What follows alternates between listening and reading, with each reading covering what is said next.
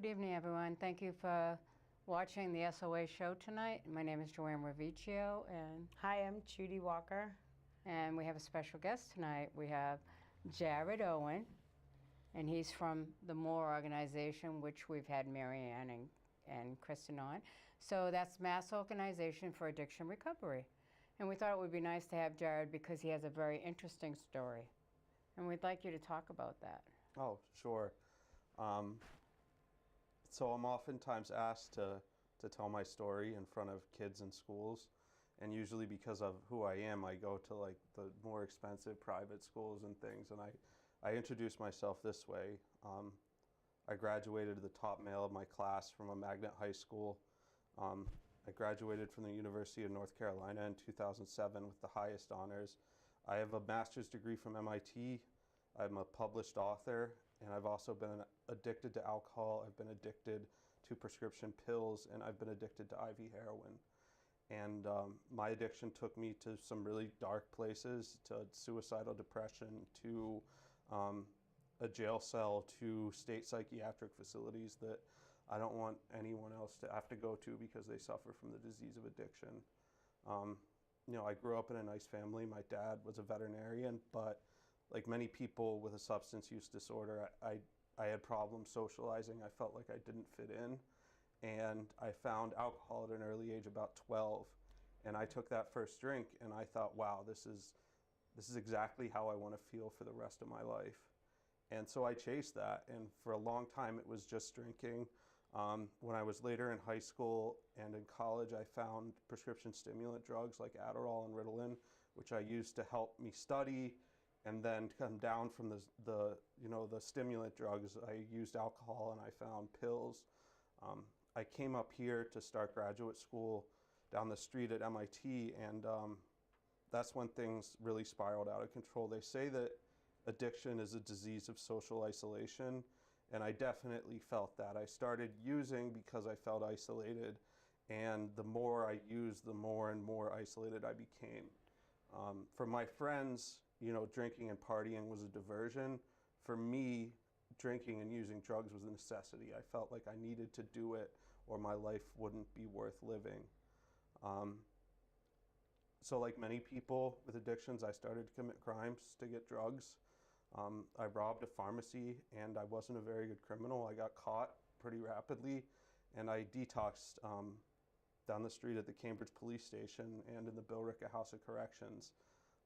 Spent 18 months total inside, and jail was really interesting. I had a lot of preconceptions about how it would be based on TV and books I'd read, and it wasn't like that at all. Most of the people I was in jail with weren't bad people. They were very sick, dysfunctional people, just like I was at that time. And that's why today a lot of my work surrounds advocating for reform of the criminal justice system, because I was very fortunate. I had some resources. My parents hired a lawyer. I was released to a treatment facility with a GPS bracelet, but so many of my brothers and sisters that are sitting in the houses of corrections and the state prisons in this state don't get that chance. And like I said, I got to go to treatment, a wonderful treatment facility called the Meridian House in East Boston, and that place really saved my life. Matt Gammons on the matter. That's what I'm pretty sure that's I helped think him. He still goes there and visits sometimes. And I think you guys know my friend Deb David. Mm-hmm. She was my counselor, and I still talk to her every day. She's a big part of my support system. And when I was in the Meridian House, I felt like I found my tribe, my people. And a lot of the work I do today is to advocate. And I've noticed that a lot of people that suffer from the disease of addiction lost a lot more than I did and don't have a chance to get a job or housing, and I really don't think that's fair. So I want to fight the discrimination that comes along with substance use disorders. And after I left the Meridian House, I worked as a live-in manager for a men's sober house for a while, and then I started volunteering for MORE, which is the Massachusetts Organization for Addiction Recovery. Or nonprofit education and advocacy organization. We're mostly people in recovery, and we do things like work on policies like the Good Samaritan Law. You guys tell me what the Good Samaritan Law is? Please. Go ahead. You can do it. All right. I'll let you do it. No, I know that I know that if people are around others that are using, and even if you're using or if you have something, that if someone is overdosing, that it's okay to call 911, Right. and that they'll come in and take the person that's overdosing, and most of the time they're not going to bother you. Unless you have a warrant, Exactly. correct? Right, that would be the only thing that would be a problem. If you have a warrant or if you're on probation or parole. Yes. So, Oh, okay, see, I didn't know right. that. so it protects people for simple drug possession if they've called 911 in the case of an overdose, and that saved a lot of lives. Yeah. There's work being done right now to try to expand that law to cover things like probation and parole. Yeah, because you imagine how many more lives could be saved, because the majority probably have other drug offenses, you know, from being in the addict. And so, I mean, if you could take that away, I have lost 4 very dear friends of mine from overdoses that they have left them places on the side of the police station, in a bush. Just So that shouldn't be happening to Right. anybody. And I think that those laws should be expanded. I will say that a lot of the police departments in the area have really come around and are doing a great job of not arresting people just because they show up at the scene of an overdose. But the epidemic has impacted me too. Since I left the Meridian House about 16 months ago, 8 people that I lived in that house with have passed away because of this. And it's been tough. It's been a lot of funerals, and we don't have an easy solution to this problem. Right. No, we were talking about it. It's like we've almost lost a whole generation. Right. A lot of people have passed away that are in their late 20s to their late 30s. That's the 10-year span. Right. And like Judy's actually raising her own grandson. Wow. And the thing is Yes. that's happening, but she hasn't lost her son. no, thank goodness. Right. But the thing is that there are a lot of grandparents out there that are But I raising. mourn. It's, you know, sometimes I find it kind of I don't know, like where do you set the barrier? Because I know that it's like, you know, with Joanne, she lost Frankie, and that's devastating, you know, and I sit here and I mourn my son that's still alive. Right. And it's not the same in any aspect whatsoever. It's not the same, because I still have that hope of someday something good coming from it. But I just honestly don't understand why the world is shunning it. It's just so rapid. The children, I always find it not funny, but I find it kind of crazy to think that, so this generation, next generation, when these kids grow up and have families of their own, there's going to be no grandparents. Right. Like It's horrible. none. And we're talking 10, 20 years from now is when I think everybody's going to feel the full effect of what actually did happen here.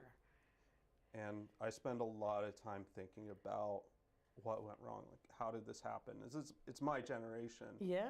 And you look at, 1995 was when they introduced OxyContin. And, towards the end of the 90s, people in their teens and, younger were starting to pick up those pills. And they were around, and there were a ton of them. And that high from, I remember my first 20 milligram OxyContin pill, that high was as good as heroin ever was for me. And it was just shoveled out onto the streets. And I really wish that the pharmaceutical companies were being held accountable more than they are. I don't understand how, for the life of me, that they're not. How come they're not responsible of having these sober houses, paying for the detoxes, paying for all of it, but yet they can get on top of the front page of the cover of the magazine, Fortune 500. They're like the 5th wealthiest couple in the whole wide world, and they have so many bodies on them that it's absolutely crazy. I guess it's just like the Winchester rifle, right? Yeah. You know? I mean, they say the oil companies used to control this country. Now the pharmaceutical. Now the companies control this. pharmaceutical company. 70% of Americans take some kind of prescription drug every single day. And all then that they money's put going you on a somewhere. prescription to get you off the prescription. Yeah. And then they get you onto another prescription to get you off that prescription because you were on that prescription. And making this and making that, making vitriol. Now they have that new, I don't know what it's called, but I watch stuff and I don't absorb the names of them. But they're actually sticks that they're inserting inside your body, but you have 6 months. Right. And they're saying that it's like revolutionary. Yeah.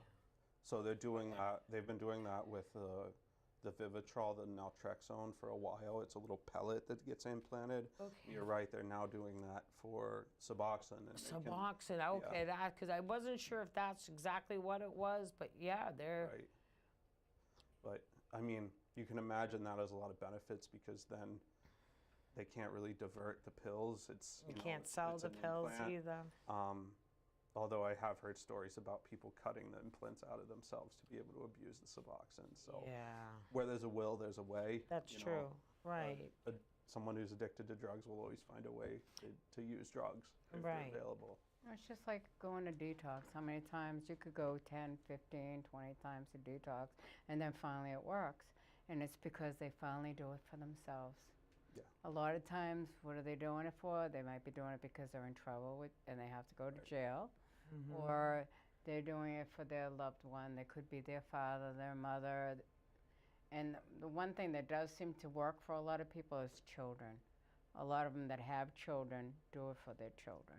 Sometimes, yeah. I was going Right. to say sometimes that's, and being a woman with an addiction is so degrading and horrifying that they just put you in prison. Yeah. And that's don't that.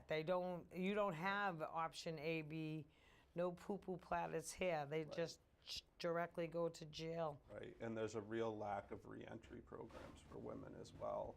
Lack of beds. Lack of beds. You have to give your kids up in order to be able to come Right. clean. And a lot of times what people don't realize is that's their income. That's their housing. Yeah. That's their everything. Right. And DCF only gives people a year before they put the kids up for adoption. And a year isn't realistic for some people Right. I mean, we're to in the overcome their disease. 2017, and it's completely barbaric. And when I don't understand, a lot of times I get angry. I get a little boisterous at times over it.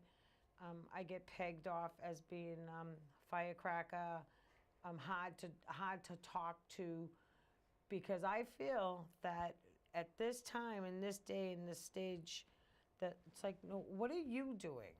What are you doing for addiction? Okay, so, well, we work with so-and-so, and we're doing this. I'm like, so you're just scraping. You're just doing the bare minimal of what you have to do, and you want people to pat you on the back, like, there you go. And there's so many people that are suffering, and it's the families. It's just not the addict. The addict has the person with the addiction. They have the detoxes. They have the psychologist. They have the psychiatrist. They have the recovery coaches. They have everything. And when they come home, we're horrified of you guys, man. We're just like, the minute that the phone call, like, I'm coming, it's like, holy, all of a sudden your heart starts going, you break out in sweat. Because now the communication barrier is like, what do you say to each other? Because what you have just been through is you've been to hell and back, and you didn't even have a flipping handbag to be sitting in. You straight up stare at the devil, eye to eye. I tell everybody all the time, people are like, oh, the devil. I'll be like, you've never seen the devil. No, I always have say seen- that my mom I have suffered a lot more seen- than I did. Yeah. And she would always tell me when I was talking to her on the jail phone that she would trade places with me in a second, and I believe that. Yes. And that's part of the reason that I ultimately got into recovery and stayed in recovery, is I couldn't do that to And this I bet you woman a anymore. pepperoni pizza, she's still very worried about you, no She matter is, how, yeah. no matter how long it's been, the minute you're in the bathroom too long, hey, and it's just like, come on, stop it. And it's just like, They still hide the prescription bottles. you when get, I call and visit. you know, and it's like, we got the timer on. Okay, he went in there. All right, the water's on. Oh no, the water's on. The water's on. You know, and it's like, like, oh, I was washing my hands. I'm like, oh, okay. And it's like it's almost like we have PSTD. PTSD. Yes, like the post-traumatic stress syndrome. It's like we suffer that just as well. Now I know Joanne was looking into doing a whole group of mothers, fathers, brothers, sisters, the person that suffers the addiction, everybody in one room, and everybody talk about it. And But sometimes you can't talk to your parent. No. Or the parent can't talk to the child, but have a mediator that's there. I And would sometimes they're die open. What do you if feel I about found that? out half the stuff that kid did. Right. And it's like, I think I know, but I have no clue. My parents still, they don't get it. Right. I mean, they don't want to, you don't want to admit Well, that they're your highly child's using educated. heroin. Right. Like, But they're highly educated also, your parents, correct? Yeah, but And they come from a different generation. yes. I mean, they're in their mid-late 60s, and it just wasn't talked about back then. Right. And they didn't have as big of a problem as we do. You know, Mm-hmm. there was alcoholism out there, and there were Yeah. hallucinogens. but Oh, there there's wasn't- plenty of weed. Plenty of weed, yeah. Yeah. Plenty of weed. I'm Although my 63. parents call it grass, but Grass. I think it's funny sometimes what the older generation calls it, but that's okay. I'm the older generation. I'm 63. Yeah. And the thing is that with addiction in my house, it's like, first of all, you know how they say, not my child? Right. Okay. I went to Mattanon High School, and that's what they say, not my school. I'm saying, if you went into every one of those lockers, I said, you'd find a lot of drugs in there. They never bothered. And my son left Mattanon in his senior year and went to Somerville High School. But they didn't even want to talk about it. Yeah. And, you know, and there was several suicides. You don't know what caused that, but, you know, but no one wanted to hear it. yeah. No one still doesn't want Out to of hear sight, it. out of mind. People don't want They to see don't. it. And I think that a lot of times, not that my parents are at all to blame, but they didn't want to see that in me, so they didn't see it, but it was there. No, you're a child. You're their child. They love you. They don't Listen, want I to see should those get an things. award, 12 feet tall, for being the best enabler that there is, like, in the city of Somerville. I am the girl. I really, seriously, it's like, I knew. I always talk about when people always say, well, what, you know, how did you know? And I'm like, knots. I always talk about knots, and everybody like, knots. Spit off the top of the bag. Thousands upon thousands of knots. I would sweep them up. I would vacuum them up. I would pick them up. And the whole time thinking, now I've used cocaine, things like that. I knew what the knot was.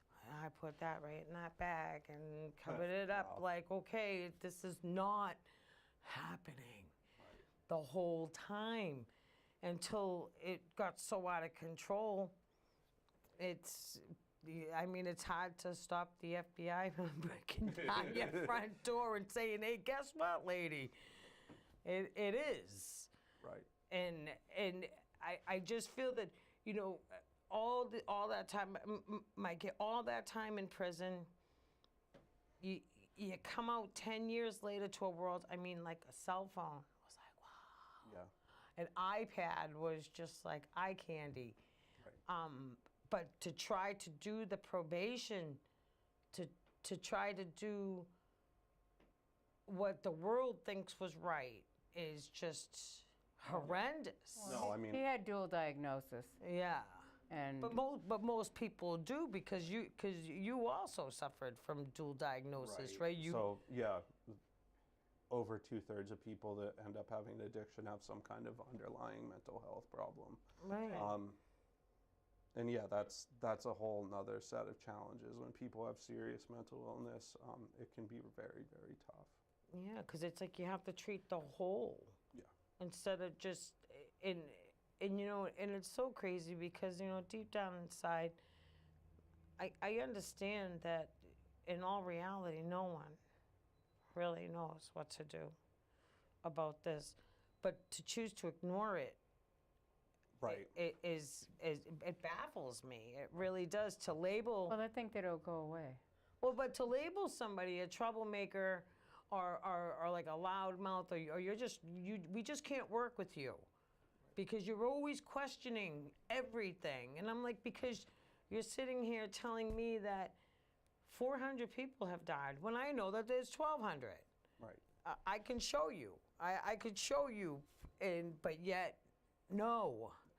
And you're going to cause mass hysteria. You're going to scare people. And I'm thinking to myself, Jesus Christ. We have to scare them. You should be scared. You should be really scared to not allow people to, speak to your children, or not even allow that, but to allow yourself to learn about this addiction so that you can teach Right. your child. And that's why it's great what you're doing with this show. It needs to be talked about. When I was using, I always say stigma almost killed me because I was so afraid of what other people would think about me because I was using these drugs and because I was addicted. At a certain point, you can't deny that you're addicted to the drugs. When you're getting sick, if you don't have the drugs, you're addicted to the drugs. But I knew vaguely that the 12-step programs were out there, but I never would have gone to one, and I didn't know anybody in recovery, and nobody ever talked about that. So ultimately, I had to go completely out of control before I found the help. And we need to be talking about this issue, and especially now. I mean, over 60,000 people died last year of overdoses in this country. You think about that's about as many people as died in the whole Vietnam War. That's more people than died in September 11 and Hurricane Katrina combined. Like, this is something that, you're right, it's completely devastating a generation. So how are we going to learn? They And I ignore think it. talking about it as a medical problem is the best way we have, and that's the best way of getting people the help that they need. And we're lucky in Massachusetts. We're so lucky compared to some other states. Look at Ohio. Right. Look at New Hampshire. Yeah. Our New Hampshire's- sister state. I mean, Right. How about Chicago? I was watching a thing on the news just the other day of Manchester. The coroner himself got on TV and, like, he's retiring, he's leaving. There is no room in the morgue because of all these bodies. They're not even doing autopsies anymore. They're just putting them through, cause of death, unknown, whatever. These parents don't even know what happened to their children. They could have been murdered for all anybody knows, but yet they fall under the guideline of this. They had that inside the toxin. It's gone. But could you imagine having too many bodies that you actually can't even perform autopsy, and still no one's... People do things, and that's where I think I get myself all caught up, because I'm like, no one is doing anything. And they're all like, yes, we are. And I'm like, no, you're not. You're not, because it's like, City of Somerville, we have a vitriol clinic. We have a methadone clinic. We have a Suboxone clinic. Do we have a detox? No. So in order to come on to methadone, the Suboxone and the vitriol, you need to be detoxed. You just don't walk into a methadone clinic and say, okay, we're going to do this. You need to start at that point. So if you're offering all these alternatives to the addiction, why wouldn't you help the main source of how you're going to get there? We do not have a drug court Wow. in the city of Somerville. You talk to somebody about that? No, not us. Because we're elite, obviously. I have no idea what the reasoning behind it is. But what's crazy about it is that people think that addiction and somebody that's considered an addict is a low life. Right. They're the bottom of the barrel people. Who cares about them? And it's not. These are educated kids. These are educated young adults that are in college that come from really good families and things like that. And they're still, you are a very highly educated young man. Thank you. You know what I mean? You have that. You've gone to school. You've gone to grad school. You went to MIT. That must have been pretty hard to get inside there. Without, you very, very smart. And addiction got you. Right. It doesn't discriminate. It does not discriminate. It doesn't care what you look like or who you are. Right. So, I mean, it's just, I just find it so sad that 3 people died of Ebola. They're gonna shut the whole Yeah, I country know. down. The whole country down. Whoa! Yeah. And you have, how many people died just last year? Just last year in Massachusetts, almost 2,000. 2,000 I think it was 2016 or kids. 16. But they're kids. They're young kids. High school kids. I see the pictures. We do a vigil. And the names, I can say the names. I can stand there and say them all night long. Once you start flicking them pictures, I lose it. Yeah. I cry. And what's really hard is when I'm at a vigil and I'll be looking at the pictures and all of a sudden they'll be my friend. And I didn't even know that they died. Wow. That's the hardest, that Yeah. you find out. Like, we just had 3 deaths here in Somerville within the past, I think, 4 weeks. Yeah. They buried a friend of mine, and I didn't even know that they were gone. Right. And I work in this field, and I had no idea. Right. And so, from my perspective, from what I've seen, knowing a lot of people that are in and out, is it just becomes a vicious cycle. And right now we have increased the capacity for detox in this state. We've increased the capacity for the next step somewhat, but it's not enough. Right. People are still leaving after a 5 to 7 day detox, and that does nothing for somebody. It lowers their tolerance, so they're more likely to overdose. We need the long-term treatment, and more than that, we need things to support people when they come back into the community. And that's what I saw coming out of treatment at the Meridian House, was so many people left the house and they might have done great in treatment, and they might have graduated, but 2 or 3 weeks down the line, that person, they're struggling in a sober house that might not be so sober. They're working a low-wage job. They're losing hope. They're around their old friends, and they All go the back out triggering. there. All these things that trigger you to go back. Right. And so how do you lift somebody out of that? They really need the support. They need things like recovery coaches, and they need recovery community centers, which I know there's been some work to get one in this area in Malden, around Somerville. Yeah. Give Malden. people, give people a safe place to go. And it comes down to, we need to pay for that. And Yeah. if you ask me where that money should come from, I think we need to look to the criminal justice system. Right now about 80% of the inmates in this state suffer from some form of addiction. And we're spending about $1.2 billion with a B to lock people up in this state. It costs $54,000 a year for the DOC. Some counties are a little bit less than that. Some of the counties are much more than that. And the entire budget that the Department of Public Health spends on treatment facilities is only $130 million. So we're spending about 10 times as much to lock people up in this state than we're spending to get them treatment. And most of the people that are being locked up do suffer from addictions, and at the core aren't bad people. They just got caught up in the disease, and they did things that they would not normally do. And so there's a lot of work being done right now to try to change that system and try to divert people away from jail and get them to treatment and actually have some reentry services, because when people are coming out, they're at a really high risk to overdose as well. So they have no tolerance. So we need to do things like get rid of mandatory minimum sentences. They don't work. They're bad for public safety. If you send someone to jail for multiple years, they're actually more likely to commit a crime when they get out than if you had not sent them to jail for several years. And we need to have diversion programs, and we need to change some laws around our sentencing with theft. Right now, the felony threshold in Massachusetts for a theft is $250. So if I stole this iPhone, I could have a felony on my record for the next 10 years. And how that affects my job prospects and my housing prospects.